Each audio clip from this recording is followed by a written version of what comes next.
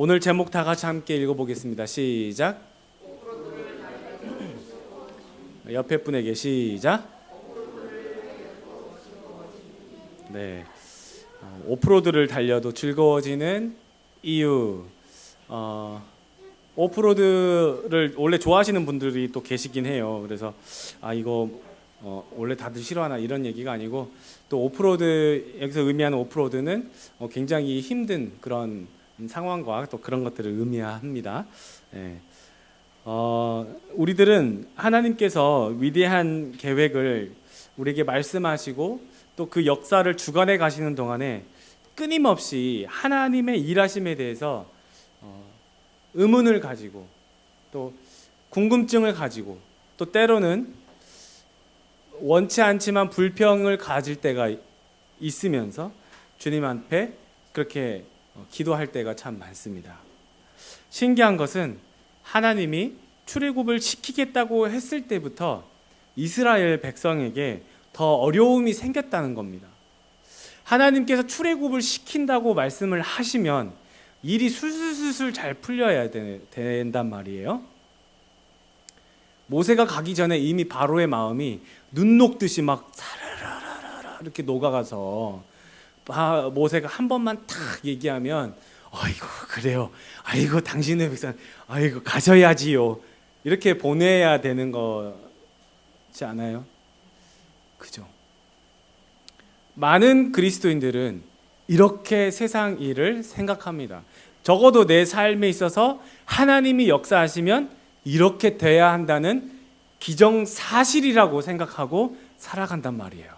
내가 한 번 기도하면 하나님이 단번에 들어주셔야 된다라는 그 기정사실이라는 자기가 세워놓은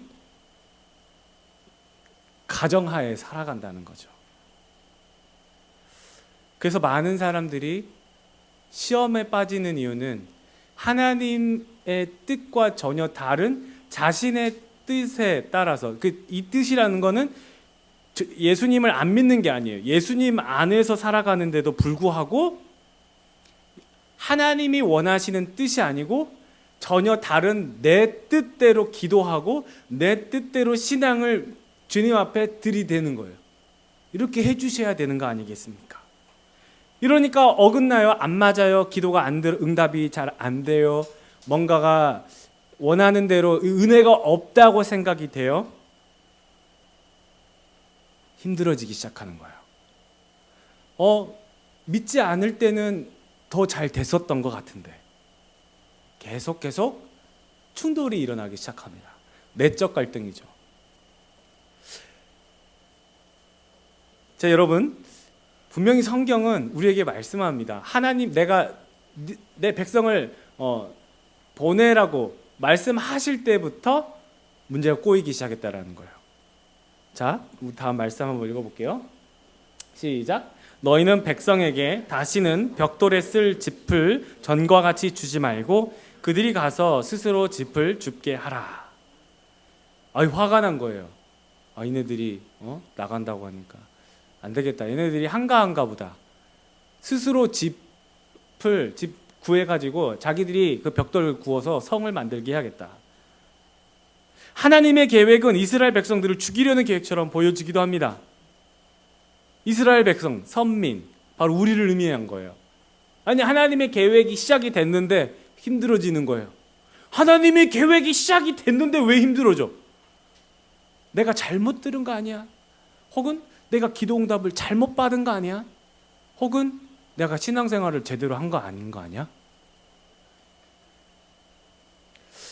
많은 교회들이 우리가 생각하는 그 상상 이외로 날마다 어떤 축복들만 계속 얘기하고, 여러분들이 기도하면 바로 응답이 됩니다, 여러분이 부르짖어야 됩니다, 이런 식으로만 계속 이렇게 자꾸 으쌰으쌰만 하게 만들기 때문에 진짜 이 그리스도인들이 이 땅에서 살아가면서 부딪히는 그런 삶의 문제와 하나님께서 나에게 원하시는 뜻과 이 분리되는 그러한 문제들을 진짜 막상 자기는 경험하지 못하고 그런 쪽에서 전혀 깊이 생각하지 못하고 기도하면 들어주셔야 되는데 이런 문제들에서 갈등을 많이 겪는 것을 보게 돼요.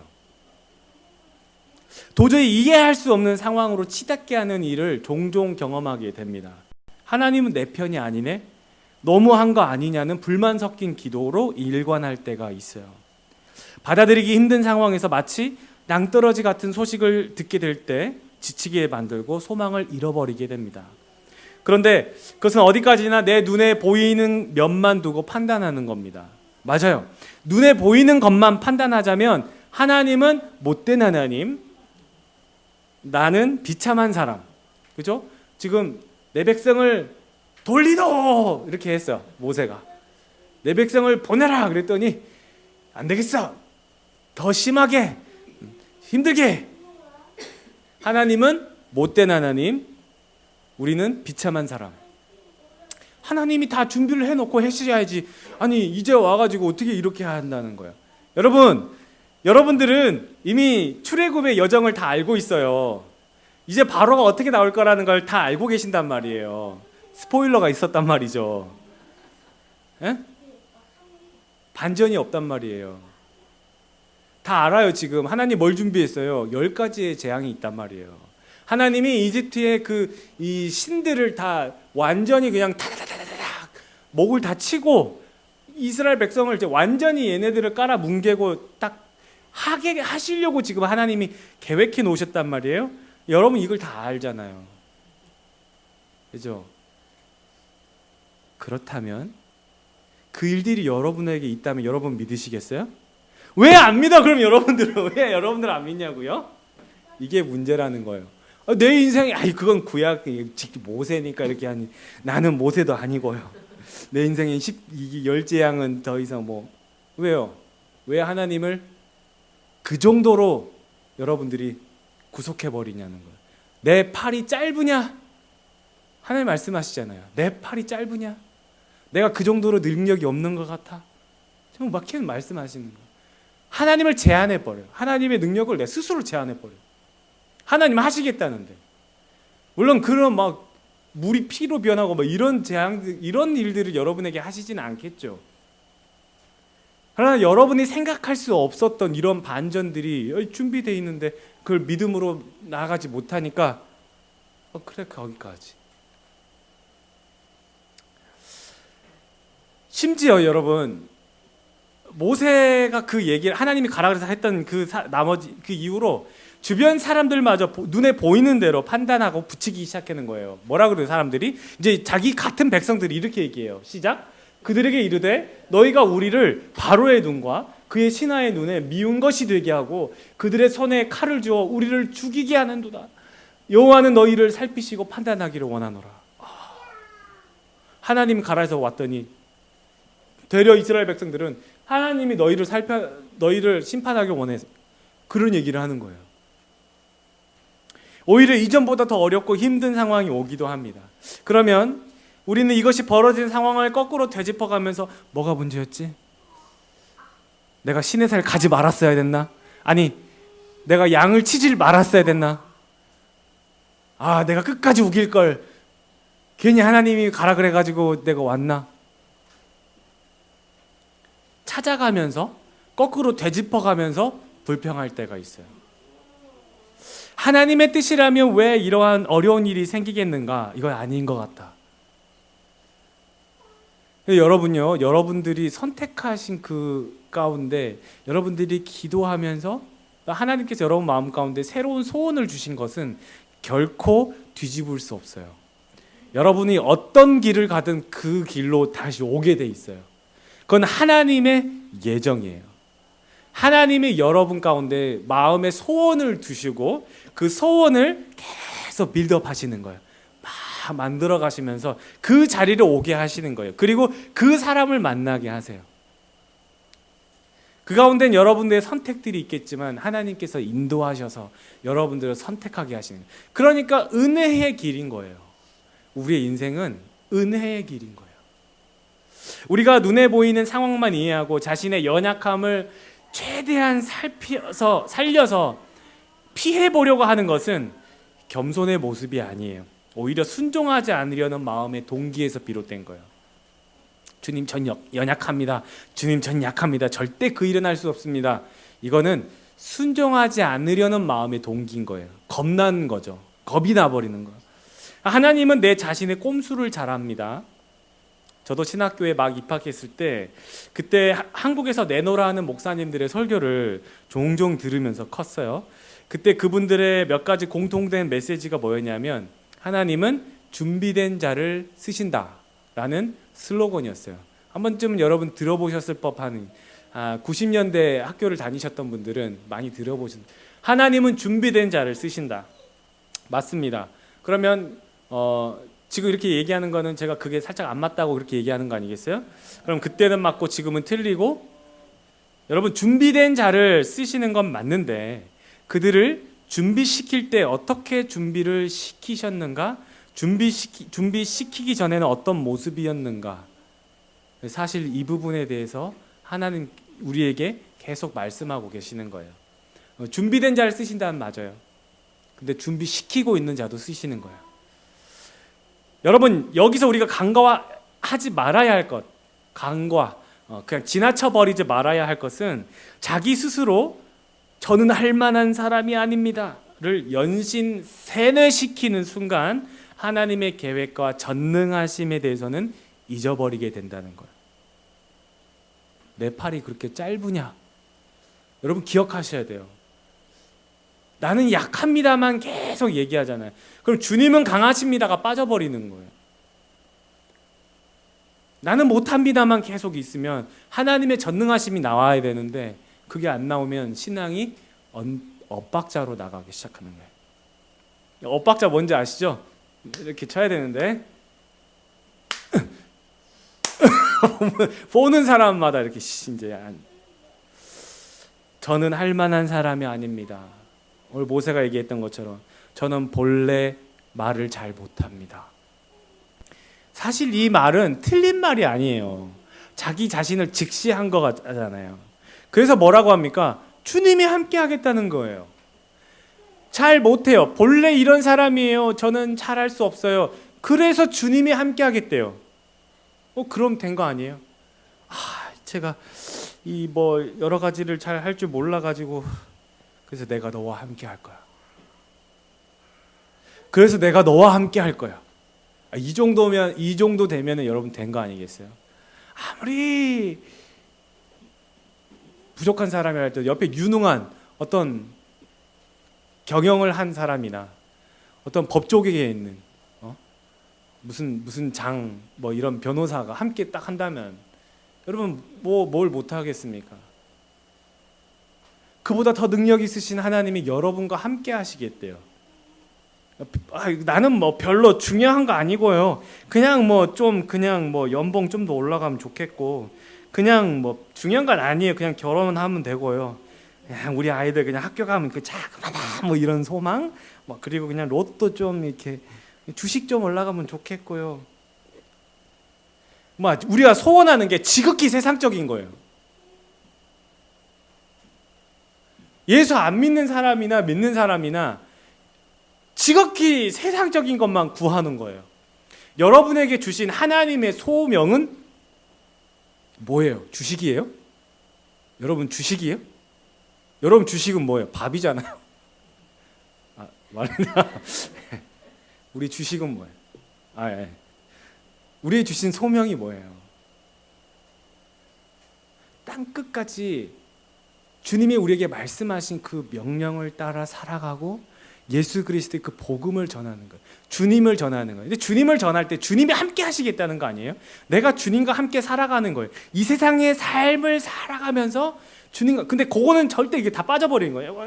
요거는 그냥 이렇게 그냥 나의 어떤 취미생활? 종교는 취미생활?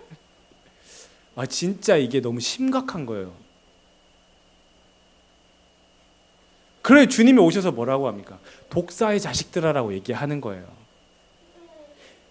전혀 신앙과 삶의 이 결부가 되지 않은 전혀 일치가 되지 않은 삶을 살게 독사의 자식들아라고 얘기해버리는 거예요. 바리새인들이 그런 사람들이에요. 회칠한 무덤들이라고.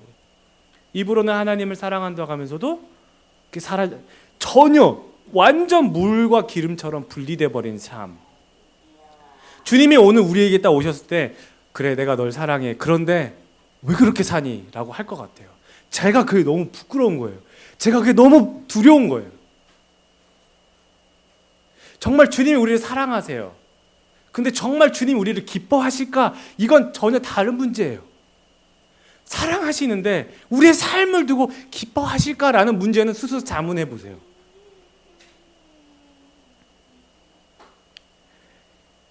여러분, 모세의 전 생애를 우리는 너무 잘 알고 있어요. 그는 히브리 민족이에요. 이집트 사람이 아닌데도 이집트 궁궐에 살고 있어요. 누가 그렇게 했을까요? 하나님이. 그리고 그를 뛰어난 지식과 무예와 여러 가지 철학적인 그런 것들을, 과학들을 다 배우게 하셨어요. 누가요? 하나님이. 그런데 막상 그를 신의 산에 부르시고 이스라엘 백성들을 구출하러 갈 때에는 어떻게 하셨어요? 그의 지식과 그의 재능, 이 모든 것들을 다 쓸모 있게 했어요? 없게 했어요? 없게 하셨어요. 그걸 누가 그렇게 하셨는데요? 하나님이.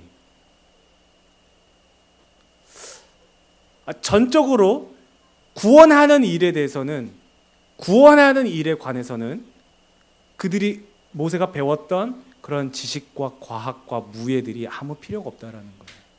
그건 뛰어나고 안 뛰어나고의 문제가 아니에요. 하나님이 하시는 일이에요. 그러니 그분이 우리에게 계속 말씀하시는 건 너의 미션이야. 그건 너의 미션이야.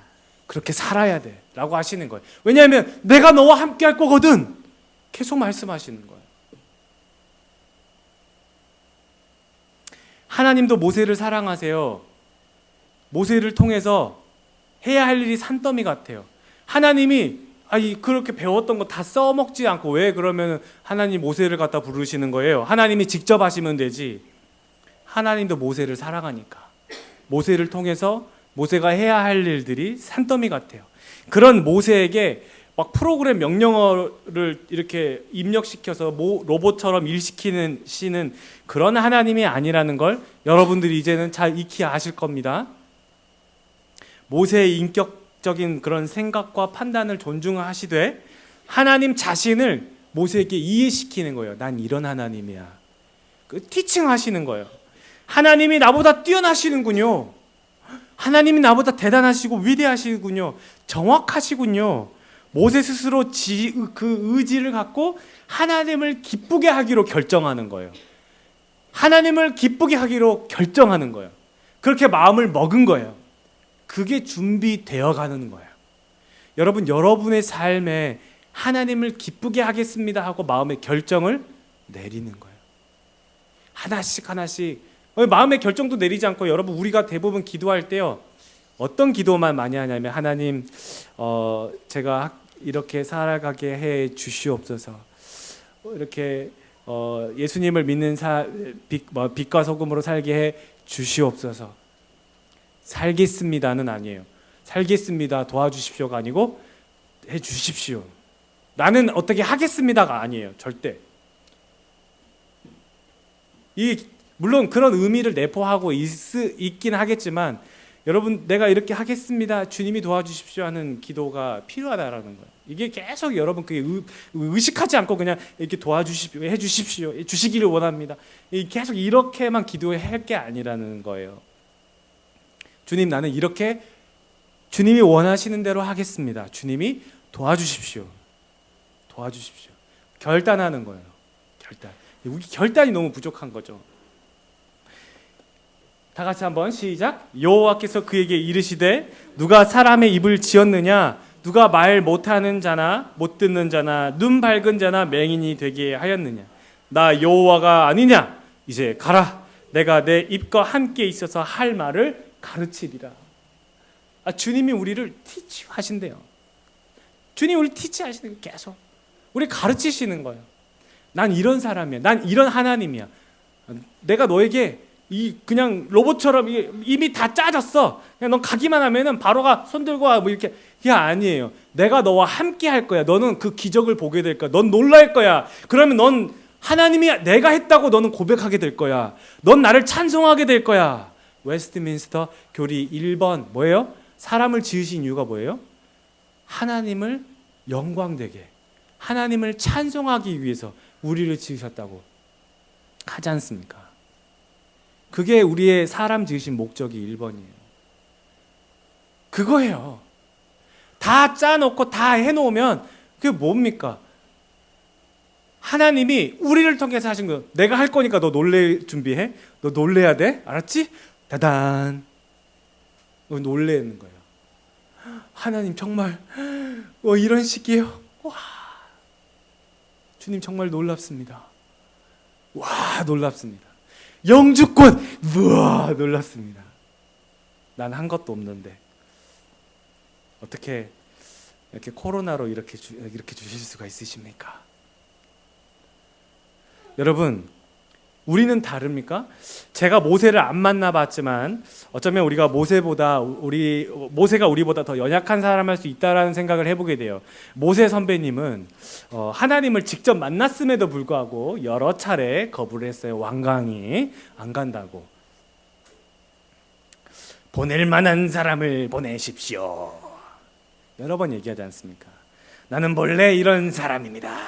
말을 잘 못합니다. 그래, 하나님이 말씀하시죠. 그래, 내가 널 그렇게 만들었어. 이제 업그레이드 할 거야. 이게 여러분, 근데 이 업그레이드가 좀 특이한 게 뭐냐면요.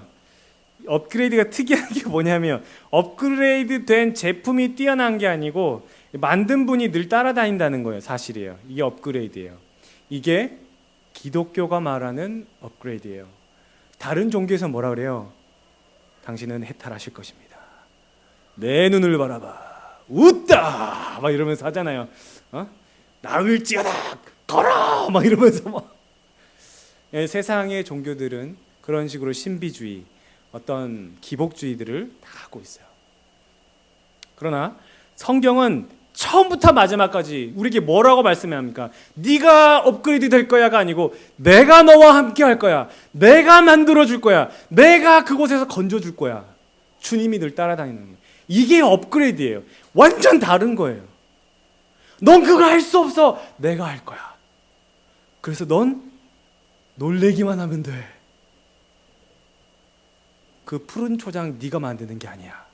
내가 만들어줄게.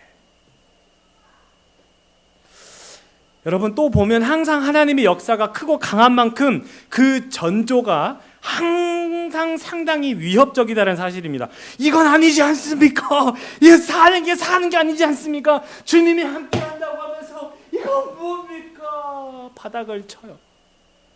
아직 그렇게 안 쳐보셨습니까? 칠 때가 곧 올 것입니다. 준비하십시오. 그래요. 이건 경험해봐야만 하는 거예요.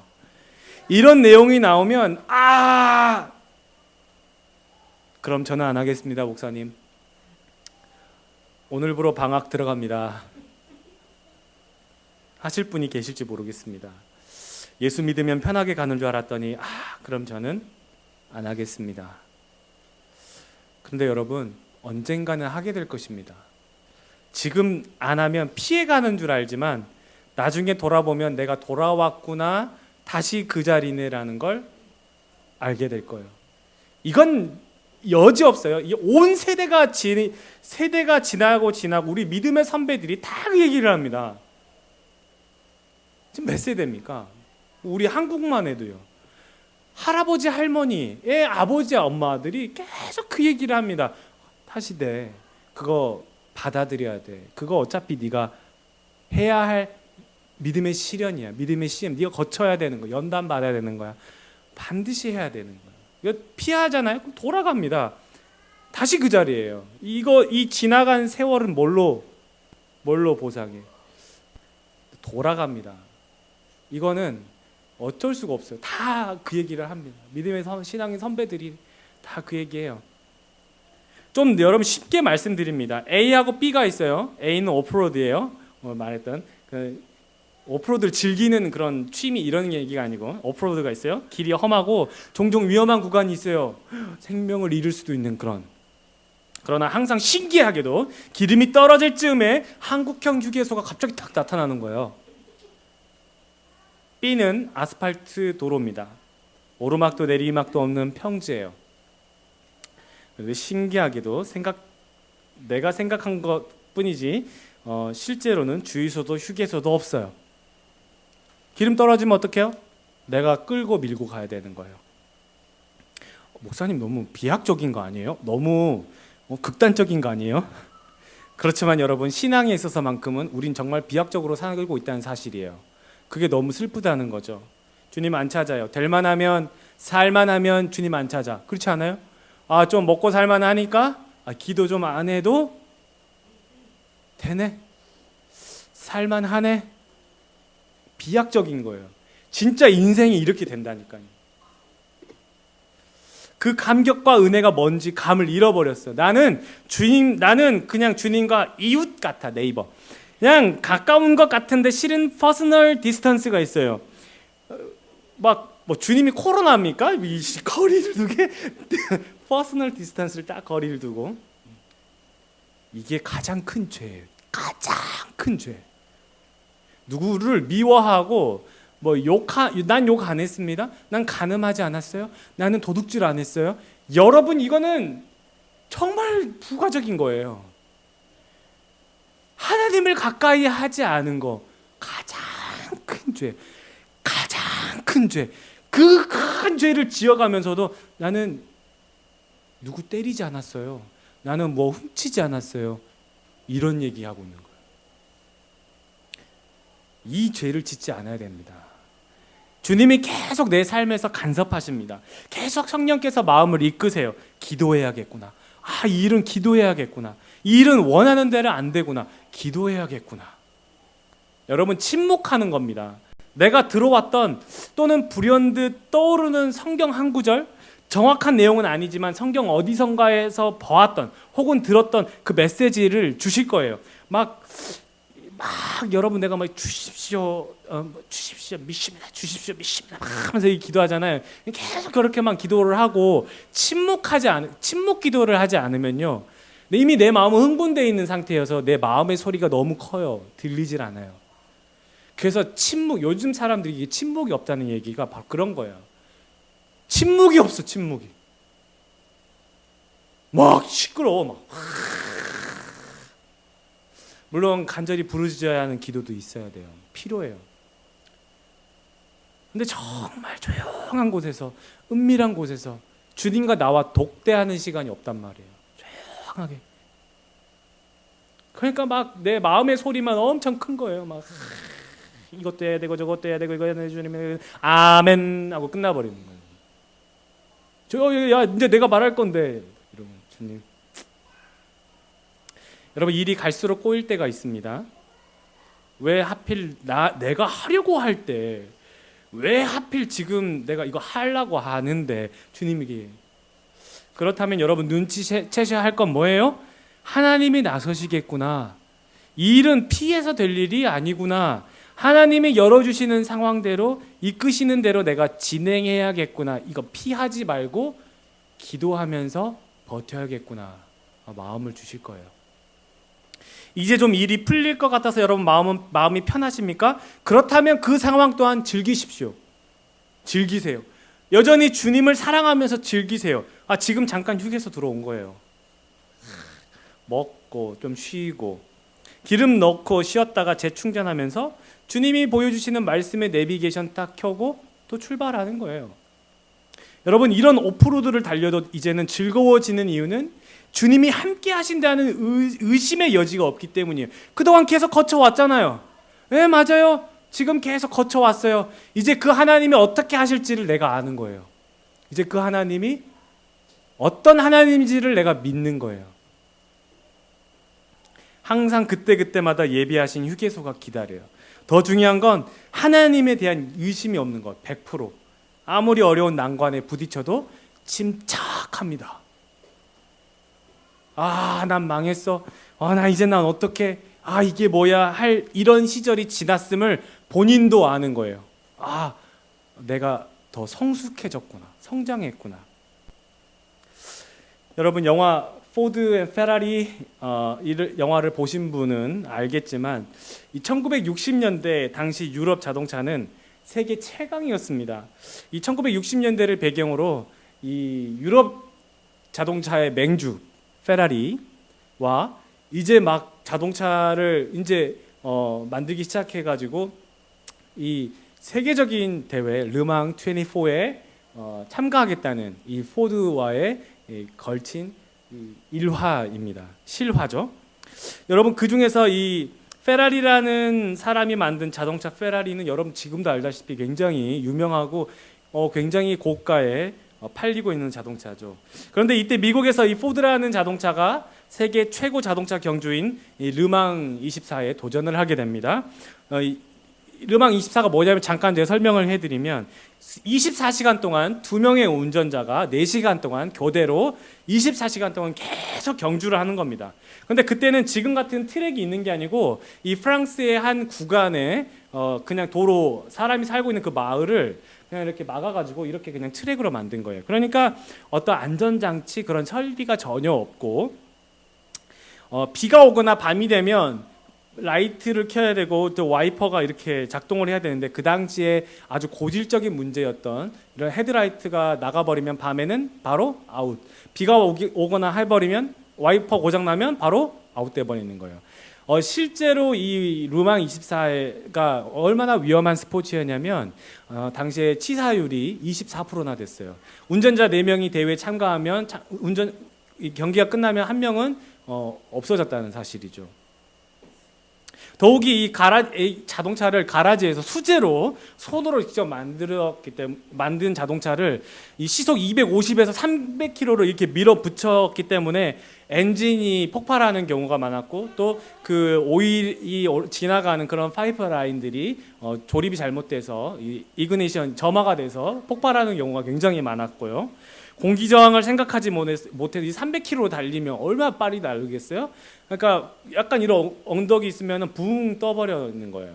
그래서 실제로 관중석으로 가서 날아가가지고 많이 죽기도 했고요. 코너링의 이 코너 압력을 자동차가 계산을 하지 못해서 바퀴가 떨어져 나가는 게 비일비재했던 대회가 바로 이 르망 24라는 대회였어요.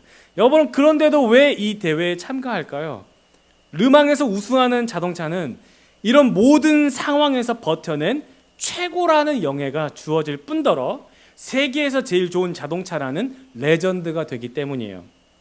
예를 들면 1927년에서 30년 윌리엄 오웬 벤틀리라는 사람이 계속 우승을 합니다. 벤틀리, 여러분 지금도 여러분 혹시나 들어보실지 모르겠지만 굉장히 비싼 자동차죠. 아직도 굉장히 유명해요. 1937년 에토레 부가티라는 사람이 이 대회에서 우승을 해요. 부가티. 지구상에서 가장 비싼 자동차라고 하면 부가티라고 하죠. 부가티 자동차가 제일 비싼 게 몇 억이죠? 얼마죠? 그렇죠. 엄청 비싸요. 2차 대전이 끝나고 대회가 다시 열렸어요. 그 다음부터 엔초 페라리라는 사람이 우승을 하기 시작합니다. 페라리. 그리고 1980년대에서부터 90년대까지 아우디가 이 대회에서 19번을 우승을 합니다. 죄송해요. 포르쉐가 우승을 합니다. 또 찾아보고 목사님 그게 아닌데 할까봐 포르쉐가 우승을 하고 그 다음에 아우디가 10번을 또 계속 우승을 합니다. 올해도 한다고 했는데 코로나 때문에 9월로 연기됐습니다. 여러분, 이런 위험한 대회임에도 불구하고 그럼에도 참가하는 이유는 레전드가 되기 때문이에요. 우리 믿음의 삶은 그냥저냥 되는 대로 살면서 어려움이 오면 그냥 최대한 피해보려고, 그냥 정말 힘들 때가 되면 그냥 그때 기도하는 인생이 아니란 말이에요. 주님이 모세와 같은 저와 여러분을 부르셨어요. 그렇게 부르신 이유는 르망 24 같은 인생에 저 같은 사람을 통해서 이런 놀라운 일을 하시다니 역시 하나님은 레전드이십니다. 아시려고 주님이 여러분에게 그런 일들을 보여주시려고 하는 거예요. 사소한 일이든 큰 일이든 오프로드든 아니든 주님만 계시면 됩니다. 주님이 여러분과 함께 하실 것입니다. 기도하겠습니다.